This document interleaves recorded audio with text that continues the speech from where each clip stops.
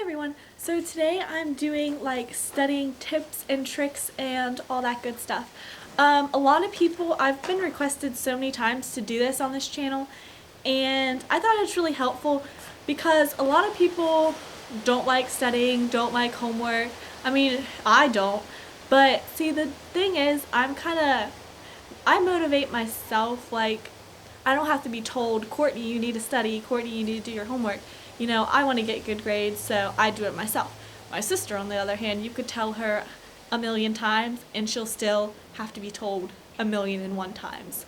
So these are just some study tips that I used. They're not for everybody, and I'll tell you how some of these aren't for me, but they may be for you.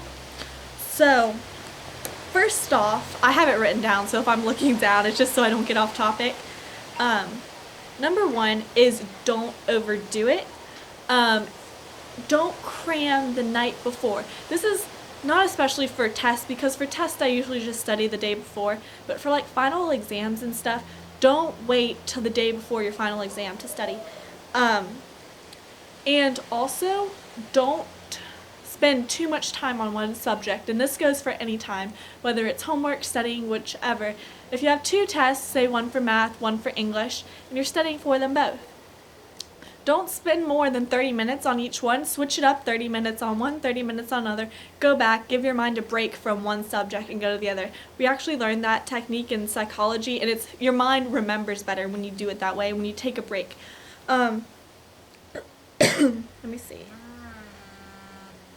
My phone vibrates super duper loud because my other one, here I go getting off topic, but I had to switch to my old one until my plan renews in February.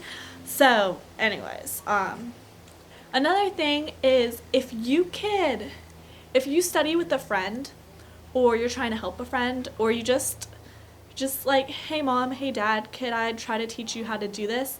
It really helps you remember, because if you could teach someone, you know, and you have a firm understanding on how to do it. So if you try to teach someone, it works so much better. Like if you're studying with a friend and you both are studying for the same thing, just kind of take turns teaching each other. Be like, this is what you're supposed to do. And it helps a lot if you could teach another person. That means you have a firm understanding of it. Number two is get rid of all distractions. This is something I have a problem with, but I know I need to do it.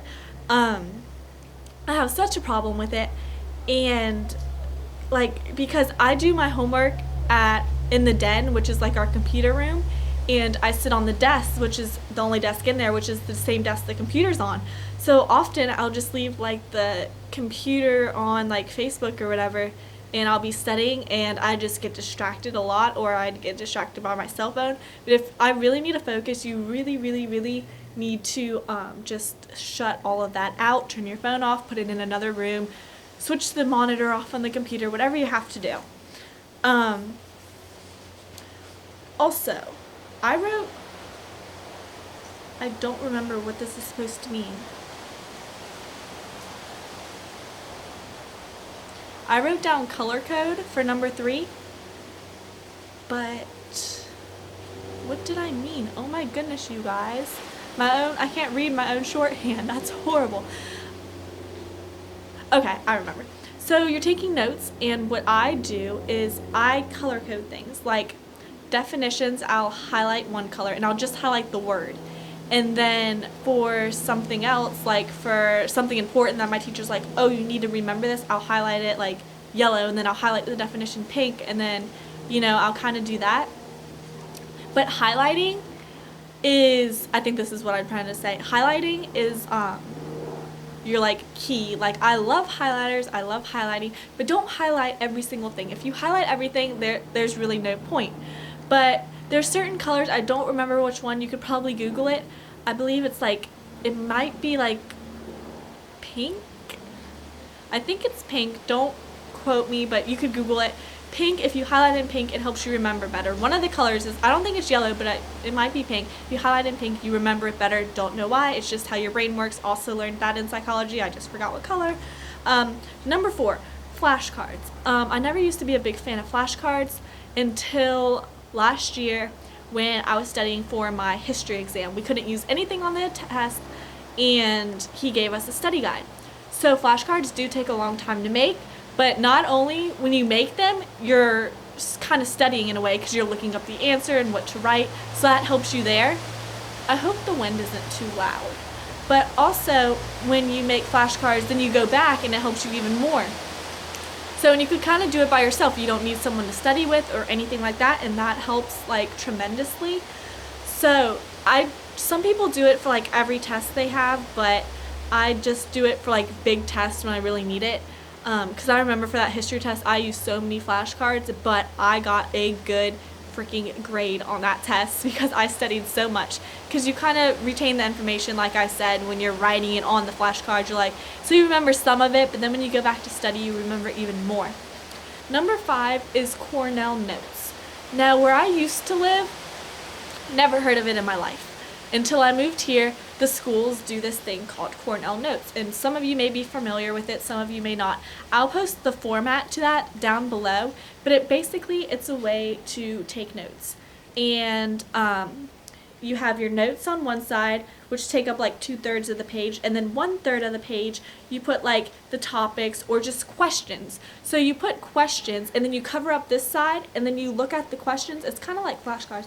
You cover up the side with all the notes and then you look at the questions and you're like, I don't know an example, but you ask a question about the information that's over here and see if you could answer it, and then you check yourself by looking at the notes if it's right or wrong, and then at the bottom of the page you kind of put a summary of all your notes, which I never really liked it. It never really helped me. It was just a big pain in the butt to write the summary and this and that because I never actually went back and like studied the questions, and I never studied that way.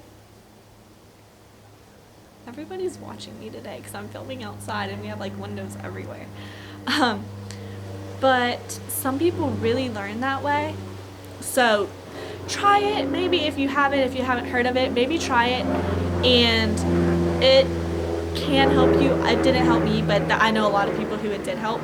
And also with Cornell notes, my first teacher in 9th grade that made me do Cornell notes, he taught us to do shorthand when you're taking notes, so it's a lot quicker. Like, for example, like you just have your own little notes in your head that somebody else might look at it and they don't know what you're saying. But for example, when I'm writing notes and this doesn't happen, for doesn't, I write like a circle with a line through it, or can't, I write a circle with a line through it. Just kind of stuff like that. Shorthand is always a quicker way to taking notes, but it's just as effectful. And like, especially with lectures, when you can't write down every single word they're saying, that really comes in handy. And number 6 is correlate with different things. And what I mean by that, I do this all the time for English because we, like every week we have a vocab test, and I'm really bad, you guys, I'm going to tell you this, but we get it Monday, we have a test on Friday. I study Friday at school, like the period before, and I usually always get an A on it, and there's like 20 words, and you have the definition, and you correlate it, like, say the word, I don't know, I should have thought of examples, but you just correlate, like the word starts with an S, and the definition starts with an S, and you're like, okay, this S word definition starts with that. If that makes sense. If another example would be like, if I have a word and the definition has part of that word, that's like amazing because I just look for the definition with that word when I match it. I don't know if that really makes sense, but I just correlate it with different things. Just like certain words make me think of something. It's like, okay, this is this, which means that. I don't know if this is making sense at all, but that's my last hint. I do that a lot. It's kind of hard to describe, but I wish I had my little words for this week right here. But yeah, so that's just some of the things I do. Also, on my other channel, I just did a look for this makeup tutorial, which kind of matches my ring, which was what I was supposed to do. So I'll link that as well down below. So if you aren't subscribed to my other channel, you could go subscribe to that, which is like my more beauty channel. So anyways, I hope this helps some of you guys, and I'll see you very soon. Bye.